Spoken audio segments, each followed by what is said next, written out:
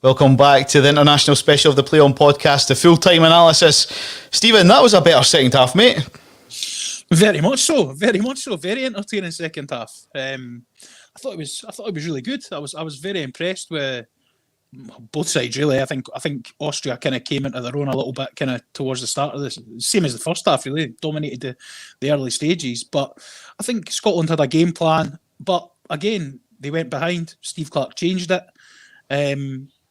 And I was saying to you guys just before we came on air there that I was ready to slate him before John McGinn scores the equaliser, because they got the equaliser the first time round, and then he takes instead of having the two up top, he takes Dykes off and goes back and puts Cal McGregor into midfield. And I was thinking, what is he playing at? But pushing John McGinn on was an absolute masterstroke, because that was probably the best goal I've ever seen a Scotland player score in my life. So it was a beauty. We'll come to it very shortly, but Si, I mean, we've got to say, how wrong were we about Grant Hanley?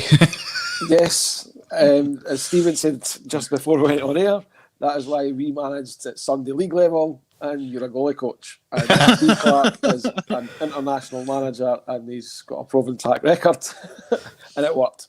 So brilliant, keep him on. As I did say that Grant Hanley would be experienced enough to carry on after having a booking. It'll be the first time. But yeah, he scored the equaliser, brilliant. Great ball, great delivery. Caught the Austrians napping. I think the keeper was thinking about coming for it, wasn't he? Did he maybe see who it was and thought, no, didn't fancy my chances against him? Did they want Big Slappy to run straight into him? By the way, that goalie looked ropey to me. That Austrian goalie. He did. He looked a wee bit shaky coming for any through balls or anything that was maybe a 50-50 decision. He looked a bit hesitant, didn't he? Yeah. On the goalie side of things, I know you're probably going to come on and want to talk about all the goals, but do you not think David Marshall maybe should have done better with the first goal? Goalies Union would say obviously it took a bad bounce in front of him. I mean, you've got to, if you're analysing everything like that, it's got a split second. I mean, ideally, it's got to go away from the attacking player. It does go straight to his feet, but again, if you're kind of analysing everything, then maybe we should say, well, Armstrong's shots should all be on target. 100%. But it needs to go wide. It needs to, but you've got a split. You've got a split second to think about it. It does take a bad bounce in front of him, so I mean, this is what I have to deal with. This is what I have to deal with. Goalies Union. He never slates a goalie ever. That was cotton wooled right up there. But what was your thoughts on it, guys? Do you think that Marshall should have done better with that? I thought that yes, I did. I thought he could have pushed it out a little bit further. Didn't get enough on it to push it wide enough.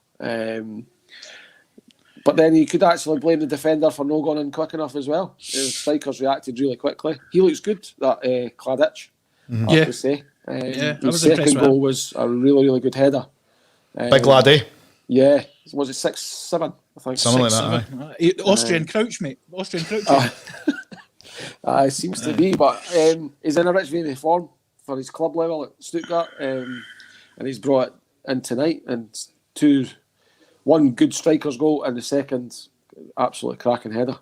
That's it. I mean, we did go behind twice, Stephen. A point's probably something we would have taken if we knew that was going to happen with it. Oh, definitely. I mean, I said before a ball was kicked that a point would be a decent result, to be honest, and I stand by that. I think the performance, you're not coming away from that game thinking Scotland should have won that. But I mean, there was. I think they were deserving of a draw. To be perfectly honest, they were equal in large spells of the game. A couple of lapses, obviously, as you say, cost the goals. But equally, Scotland scored two well-worked goals. They had a stone wall penalty. That's what I'm coming to next. Oh my God! I mean, again, VAR. I thought, well, John McGinn's goal, he's offside there, so that's probably made up for it with the lack of VAR. But if you actually watch it, both of them. So Scotland can probably feel hard done by. But then you've got the other one at the other end, the one that the Austrian goal that got chopped off because the boy had supposedly pushed Tierney. I thought that was pretty soft as well, to be honest. So I think a draw is a perfectly reasonable result for Scotland. I think they should be pretty happy with that, especially on the balance of play. I think we're all in agreement then it was a stone waller. I mean, that's a Six Nations tackle, that side. It certainly was, yes. You see that in the playing fields opposite the 4G in Pennycook. It is a penalty. He's got both arms round him. we know that it happens in the box and there's a bit of tugging here and there, but that was blatant, and then the referee could see that, and it was both arms right round him. Yeah. So definitely, as I've said before, live on telly, it's a stone waller. Yes. to be fair, like, I kind of thought he wasn't tugging him or anything, but he had both arms round him, and I just don't think it matters if he's definitely impeded him. So at the end of the day, I just don't see what the referee's Anywhere else in the seen park, there. Stephen, Exactly, 100%, Si, 100%. Like, I don't see the referee is in a perfect position. He's central. He's no behind play. He's not got anybody obscuring his view. What has he seen there to think? No, he's gone down too easy there. Like, the guy's got both arms wrapped round him. Definitely. One of these comments I was just going to mention, thought the ref levelled it up with a penalty by chucking off the Austrian header. I didn't think it was a foul. No, I'll be honest. I thought it was very little contact in it. Yeah, he's been quite clever, I thought, in terms of striker play. Like, he's just literally just a tiny nudge just to kind of put Tierney under the ball, and he's got the header down, and obviously Marshall did get a hand at it, but it eventually went over the line. But no, I agree. I think it potentially could have been a leveller. Like, I know we say that these things don't happen at that such a high level, but we all know they do. To be able to see that free kick and not see the penalty. Yeah, correct, 100%. Like, how he's probably double the distance away from the free kick than he was from the penalty shout. So I don't know whether someone's maybe had a wee chat in his ear and said, "Oops, I think you maybe missed one there." Yeah. The first comment of the show tonight that came in: what a goal by the meatball. We need to talk about what a goal. Sammy, it was such a good goal that I said this just before we came on air. It was such a good goal that I just burst out laughing when it went in, because I thought, a Scotland player doesn't score a goal like that. It's just like brilliant. And to be fair, McGinn was good all night. To be fair, I thought he was really well disciplined in the middle of the park, and then when they pushed him on one and kind of put him in that sort of number 10 role, as I say, I think it was well deserved for the performance. Yeah, but I know everybody's commenting on it. McGinn, what a goal! McGinn, what a goal! McGinn, that's exactly what Celtic's missing. Paul's obviously a Celtic fan. Paul's a Hibs fan. Oh, is he? Oh, well, there you go, Yes. Paul. Exactly what Celtic are missing. I'm sure Celtic would take McGinn in a heartbeat, side, wouldn't they? They would, but I think they've missed the boat there. Yep. I can't see him coming back to Scotland for a fair few years. I think he'll get a move for Villa to one of the top four, I would say. He plays. He's so. To be honest, I'll be perfectly honest with you, right? And I know this is feeding into everybody. Like, see, when he played at Hibs, I thought he was massively overrated. I was thinking, how is this guy getting called up for Scotland when Hibs are in the Championship? Like, this is absolutely ridiculous. It wasn't until they moved to Villa and I took my maroon tinted glasses off and I watched him play. What a player the guy is, honestly. He's got everything. He's got everything you need. He's good on the ball. He's strong. He's tenacious. He bounces off of challenges. His range of passing is brilliant. There was one as well that it got chopped off. Like, a ball went into the box and I think the referee blew up for a foul on the Scotland corner they were attacking it. It broke out to the edge of the box. McGinn lashed it in the bottom corner, and the referee had blown the whistle, but the keeper was never getting anywhere near that as well. No, so he wasn't. He struck it well. He's got that technique in his bag. He's a very, very important player for Scotland going forward. And I agree with Si that I think he's destined for bigger things than Villa. Yeah, that's it. Thanks to this comment. If we beat Israel and the Faroes, then I think that excuse me, it really puts us in a great position. A point here might be very good. I mean, Si, that's it. I mean, the next game on Sunday is massive now against Israel. They drop points tonight against Denmark, so I mean they'll be looking to bounce back as well. Yeah, both will be looking to bounce back. The comment there about the 7 points out of the 3 games, you would take that at the start because you would take the draw away to Israel. So if we can go over there and get 3 points, that's massive, and gets us right back in the position we want to be after 2 games. And because you're hoping that the Faroes is a penalty kick, to be honest.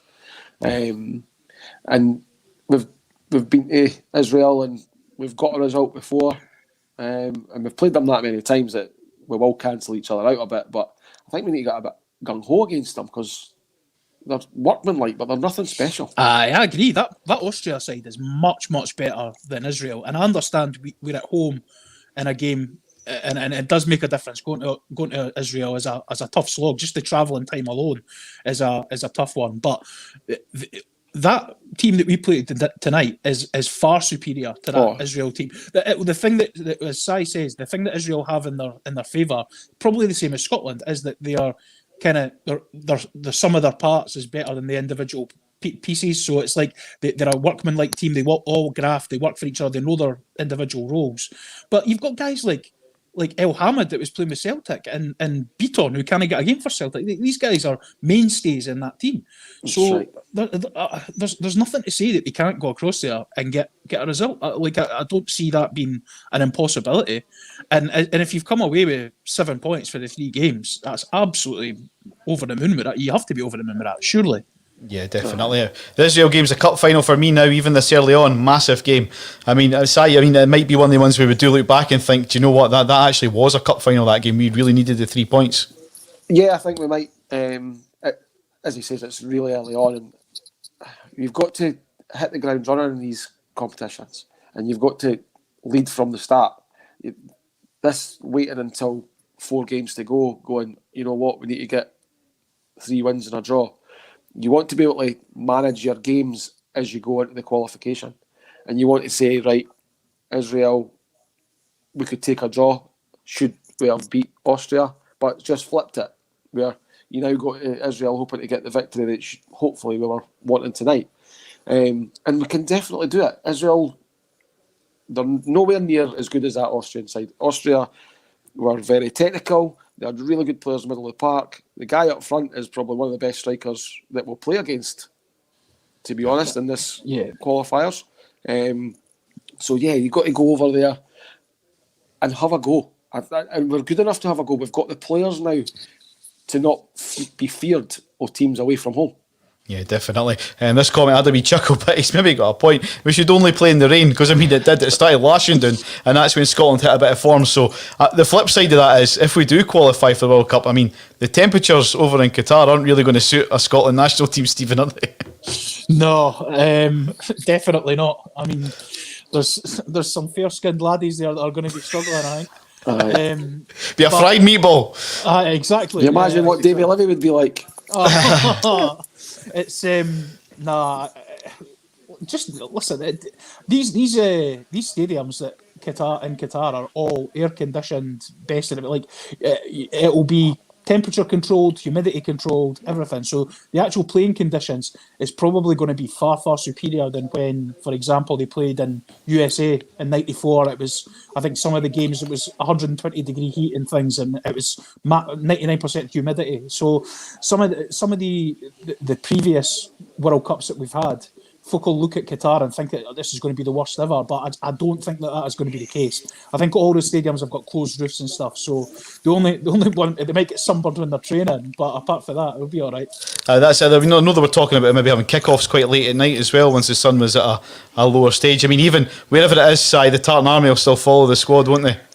Yes, there'll still be a massive, if we were to qualify, which hopefully we do, there would be a massive following of the Tartan Army. I don't Qatar have not seen anything like that, though. No, they've never seen anything like that. Nothing like that. I mean, going back to when we went to Paris, to Bordeaux, which we stayed, by the way, in the Orion for 6 nights. Because we couldn't get accommodation, so we came on hotel as well as. So you slept in the old Orion car? Slept in the Orion car, yes, which was very uncomfortable for 4 people. But the contingency that was in, obviously, France for the World Cup was unbelievable, and we basically took over the streets, and the Bordeaux police closed it so that we could have a conga with the Norwegian fans. It was just unbelievable. You're talking one of the main streets in Bordeaux, and the police were happy just to close it because the Tartan Army were just taking over and all in good spirits and having great fun with the Norwegians. Oh, it was fantastic. That's what it's all about, isn't it, Si? I mean, we're probably going to see scenes like that again down in London if obviously COVID all passes and we can get the games played for the Euros, isn't it? I mean, Scotland's going to take a big amount of numbers down to Wembley that night, aren't they? You're talking easy 100,000, I would say. Easy going down there, if obviously restrictions are eased and we're allowed to travel. When we went down for the friendly, where we got beat 3-2, Trafalgar Square was just awash with Tartan Army and Fairy Liquid. It was they get some backing. It's really, really good.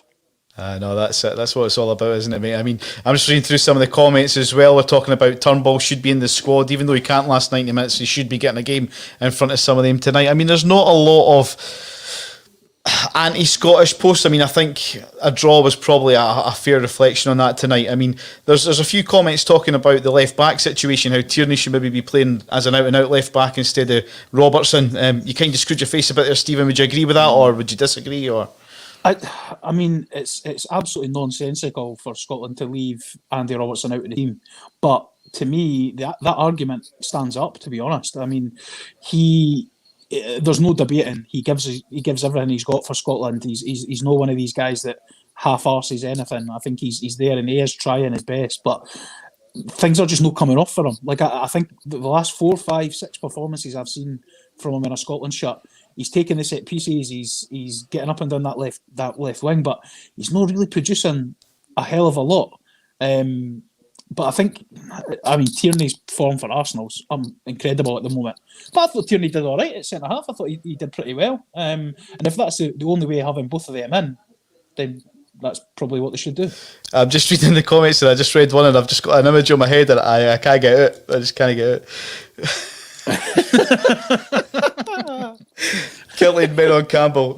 It's superb. I mean, straight away. Hi to Paul as well. He went to Italia 90, best holiday ever. I mean, that's what it's all about. You're with your mates, you're having a few drinks, you're having a good time, and you're watching football. I mean, Scotland, I mean, it's typical, isn't it? It is just the Scotland way that they qualify for a major tournament, and there might actually not be fans allowed to attend. It's criminal. It's not only that, mate. They've got a major tournament at their own stadium. Exactly. I've got tickets for it. I've got tickets for 2 of the games. We got drawn out of the hat for it, and it looks like we're not even going to get to go. So. It's all fun and games. Do keep the comments coming. We will get through them as quick as we can. I'm trying to catch up on them just now. I'll go through some of the other results on the qualifiers tonight in case you've not already seen them. I knew it finished Spain 1, Greece 1. It was Sweden 1, Georgia 0. Bulgaria, they got beat off Switzerland 3-1. Italy beat Northern Ireland 2-0. As we know, Denmark beat Israel 2-0. It finished a draw with Moldova and the Faroe Islands. Is that a bit of a shock result? I don't know, to be honest. I'm not really well up on my Moldovan and Faroese. I mean, we always kind of put the Faroe Islands, I mean, a tiny, tiny nation, isn't it? I mean, but again, you mentioned it earlier, Bertie Vogt slipped up there. To be honest, from a Scotland point of view, you're really hoping that the Moldova and Faroe Islands results do not come into the thinking at any point. They're the bottom 2 in the group, and the rest can kind of fight it out between them. But listen, it just shows though that there is no easy games in international football. We've said it 100 times. It's unless you're playing San Marino at home, like that's the difference. But listen, Faroe Islands, Moldova. There's another team, right? Moldova.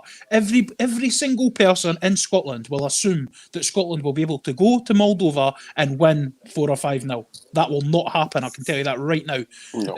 I still think they'll win. They'll go there and probably win, but it will not be as comfortable as people think. All these countries, the sort of former Eastern Bloc countries, are so difficult to predict because a lot of their players play in the Croatian league or the Greek league and are guys that we've never heard of, you've never heard of, I've never heard of. But some of them are very, very good players. Like, it's...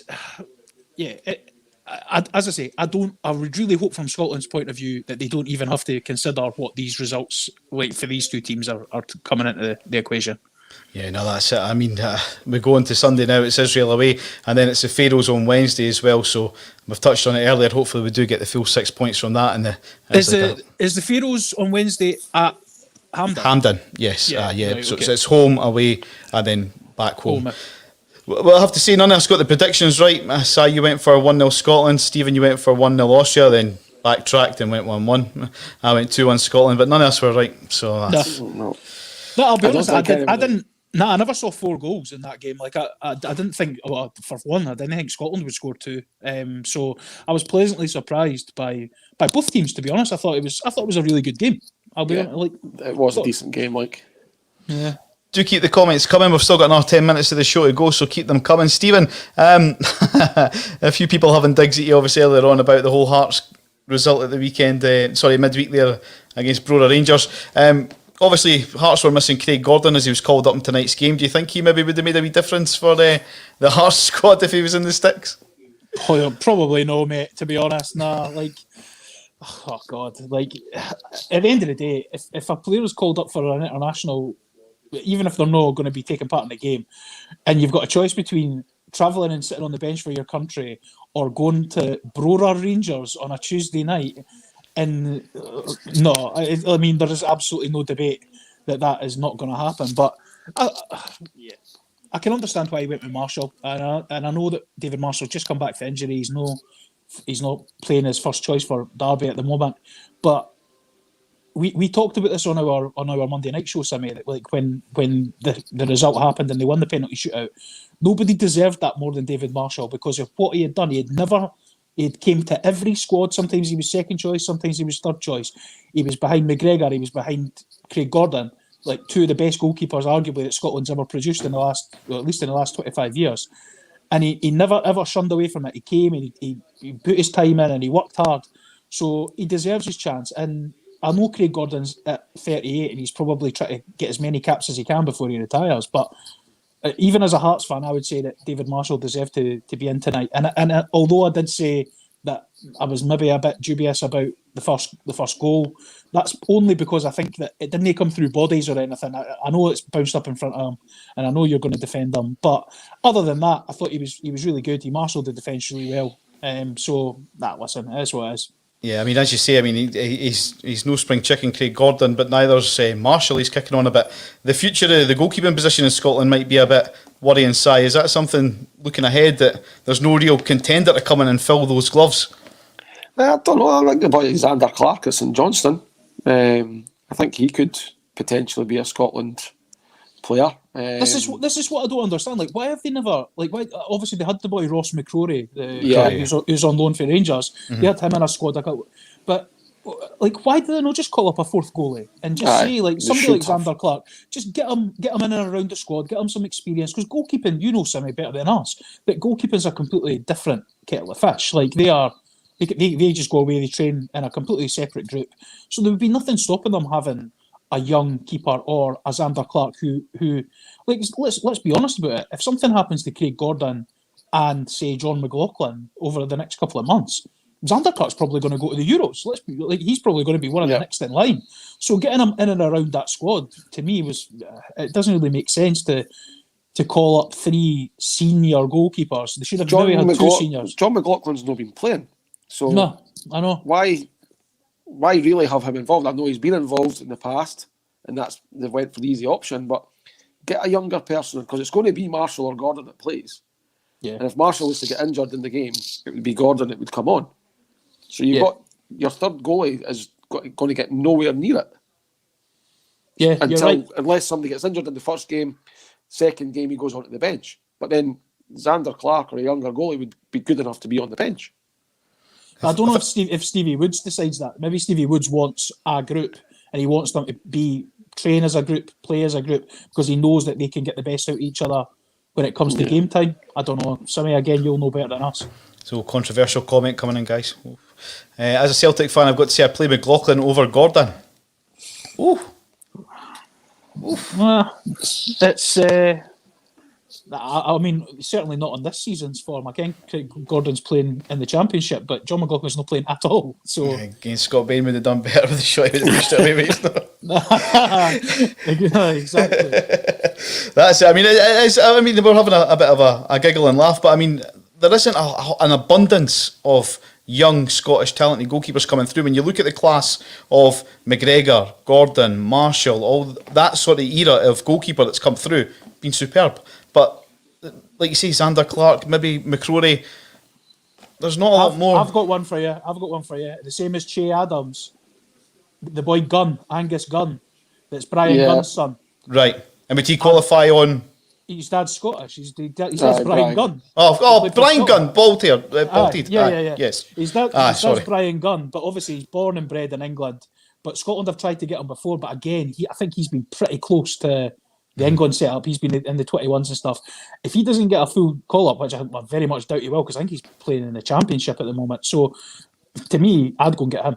I'd 100%. He qualifies. I'd say to him, as soon as Marshall retires, we will bring you and you could be the number one and we'll build it around you. Stephen, you're not hearing the end of it, mate.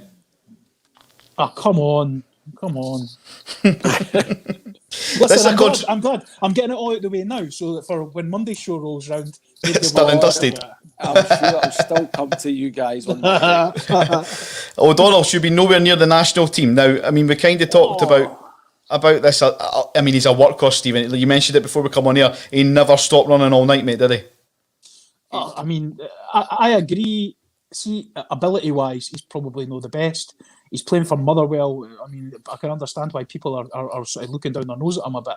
But the graft he put in tonight in that right-hand side, because he basically played that right-hand side himself, because I don't know if Christie was supposed to be playing there, but he got no support, he got no cover, and he was getting forward and helping with the attacks. I mean, yeah, his final ball isn't great, but he dinks the one in for Christie when he gets pulled down in the box. So, listen, I can see where Scott's coming from there, that ability-wise he's probably not the best, but Steve Clarke knows him, trusts him, and knows he can put him into that position tonight and say, you're going up against their best player, and I want you to nullify him, but also still get forward. And I don't think there's anybody else in that squad who's got the fitness levels to be able to do that. So I can see why he's there, and I can also agree with the argument that quality-wise, if we had a better option, we probably would go for it. How about this for an option, Si? I'm a Celtic fan, but Nathan Patterson should be there. Good enough, old enough. I'm a great believer if you're good enough, you're old enough, 100%. I have to sort of take a back step on this one because I've not really watched many games that the lad has played in, so I couldn't comment on that. He has. He started all right. I think. I saw him obviously come on in the Old Firm game, and I watched one of the European games. I think he came on at half time as well. And what I've seen of him, he looks pretty good. He looks like he's got a future. But this similar to Billy Gilmore. I think Billy Gilmore's streets ahead of Nathan Patterson at this moment in time. But it is a position that there is an opportunity there for someone like Nathan Patterson to maybe break in, because O'Donnell, as much as he's done a decent enough job, he's not the best. And when I've seen who's the boy from Sheffield Wednesday that plays, oh God, I forget his name, the backup right back that's in the squad, he has not looked great when he's played for Scotland either. So I think it is a position that's up for grabs. If I was Callum Patterson and I'm not getting a game as a striker, I'd be saying to him, take me as a right back. I'm pretty good there. It's Si, because I mean, you remember him at Hearts. I mean, Callum Patterson was a right back and he was a good right back, mate. He was a good right back, and he likes getting forward, and he gives you another option if it comes to chasing a game. So yeah, he would be good at right back, but I think he's now played that much up front that he's lost the art of.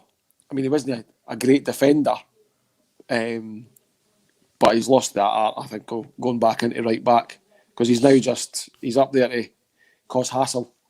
Yep. I mean, we've mentioned this guy's name a few times already. Billy Gilmore should have been there. I agree. I mean, I like wee Billy Gilmore. He got a bad injury with his knee, though, Stephen, didn't he, at the end of last year, was it? I think he's just maybe... Well, he's not played, obviously, as much. It maybe dented him a bit because Lampard loved him when he was in that squad last year. Lampard played him whenever there was an opportunity to do so. And then he got that injury and it just kind of waylaid him a little bit.